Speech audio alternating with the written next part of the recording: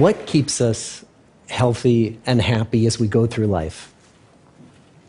If you were going to invest now in your future best self, where would you put your time and your energy?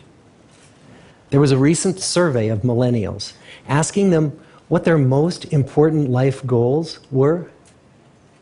And over 80% said that a major life goal for them was to get rich. And another 50% of those same young adults said that another major life goal was to become famous. And we're constantly told to lean into work, to push harder and achieve more.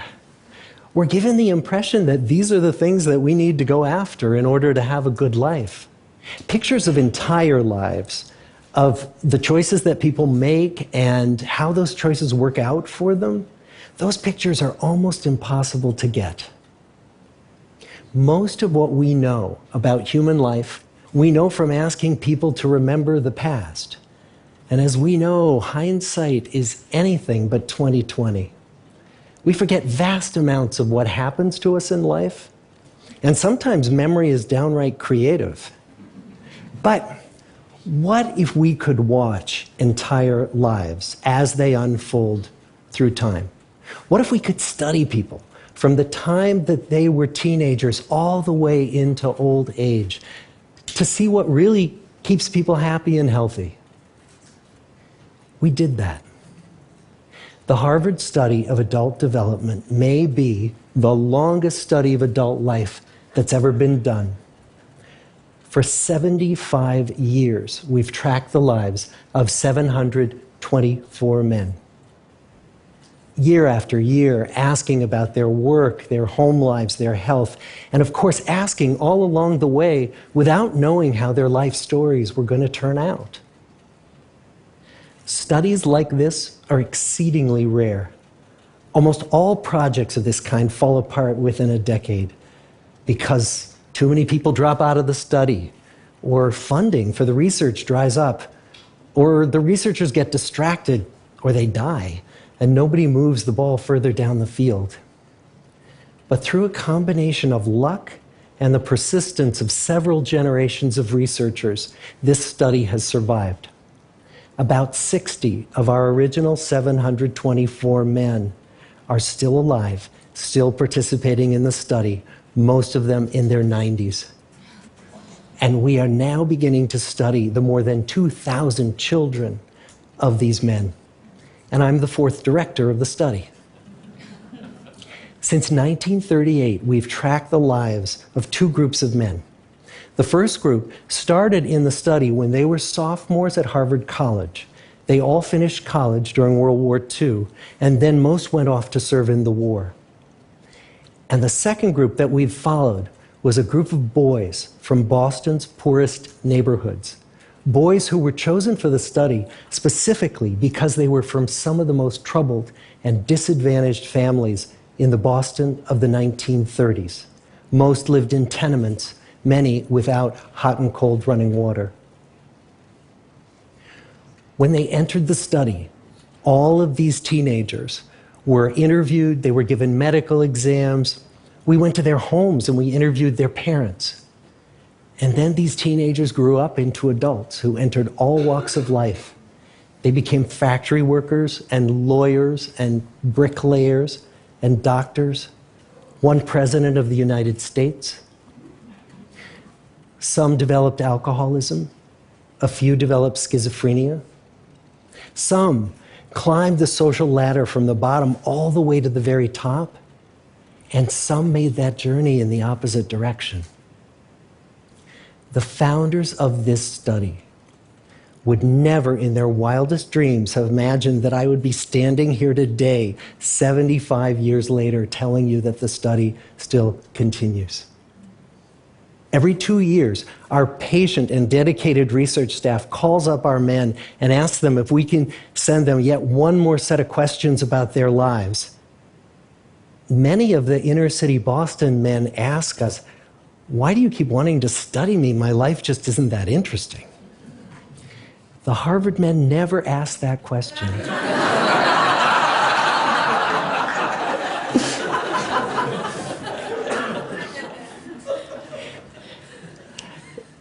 get the clearest picture of these lives, we don't just send them questionnaires.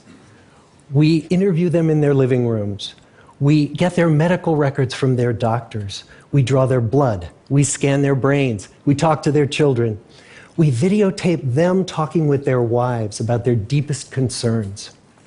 And when, about a decade ago, we finally asked the wives if they would join us as members of the study, many of the women said, "You know, it's about time."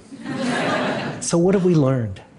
What are the lessons that come from the tens of thousands of pages of information that we've generated on these lives? Well, the lessons aren't about wealth or fame or working harder and harder. The clearest message that we get from this 75-year study is this: good relationships keep us happier and healthier, period. We've learned 3 big lessons about relationships. The first is that social connections are really good for us and that loneliness kills.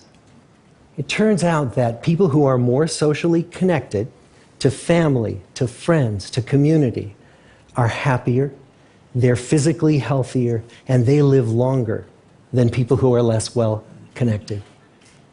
And the experience of loneliness turns out to be toxic.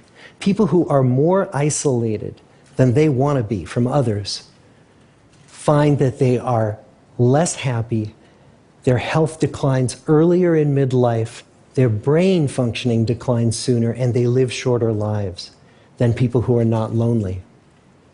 And the sad fact is that at any given time, more than 1 in 5 Americans will report that they're lonely. And we know that you can be lonely in a crowd and you can be lonely in a marriage. So the second big lesson that we learned is that it's not just the number of friends you have, and it's not whether or not you're in a committed relationship, but it's the quality of your close relationships that matters. It turns out that living in the midst of conflict is really bad for our health. High conflict marriages, for example, without much affection, turn out to be very bad for our health, perhaps worse than getting divorced. And living in the midst of good, warm relationships is protective. Once we had followed our men all the way into their 80s, we wanted to look back at them at midlife and to see if we could predict who was going to grow into a happy, healthy octogenarian and who wasn't. And when we gathered together everything we knew about them at age 50, it wasn't their middle-aged cholesterol levels that predicted how they were going to grow old. It was how satisfied they were in their relationships. The people who were the most satisfied in their relationships at age 50 were the healthiest at age 80. And good, close relationships seem to buffer us from some of the slings and arrows of getting old. Our most happily partnered men and women reported in their 80s that on the days when they had more physical pain, their moods stayed just as happy. But the people who were in unhappy relationships, on the days when they reported more physical pain, it was magnified by more emotional pain.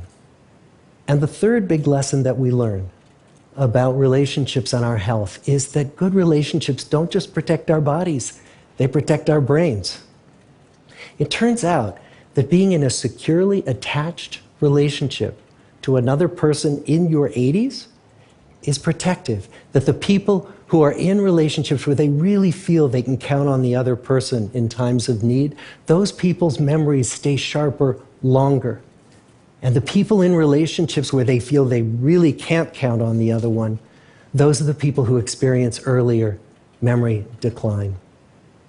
And those good relationships, they don't have to be smooth all the time. Some of our octogenarian couples could bicker with each other day in and day out. But as long as they felt that they could really count on the other when the going got tough, those arguments didn't take a toll on their memories. So, this message that good, close relationships are good for our health and well-being, this is wisdom that's as old as the hills. Why is this so hard to get and so easy to ignore? Well, we're human. What we'd really like is a quick fix, something we can get that'll make our lives good and keep them that way. Relationships are messy and they're complicated, and the hard work of tending to family and friends, that's not sexy or glamorous. It's also lifelong. It never ends. The people in our 75-year study who were the happiest in retirement were the people who had actively worked to replace workmates with new playmates. Just like the millennials in that recent survey, many of our men, when they were starting out as young adults, really believed that fame and wealth and high achievement were what they needed to go after to have a good life. But over and over these 75 years, our study has shown that the people who fared the best were the people who leaned into relationships with family, with friends, with community. So what about you? Let's say you're 25, or you're 40, or you're 60. What might leaning into relationships even look like? Well, the possibilities are practically endless.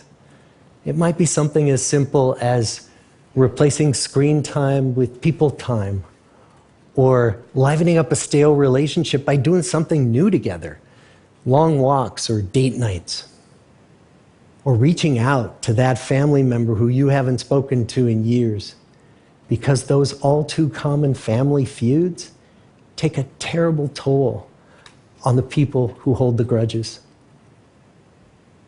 I'd like to close with a quote from Mark Twain.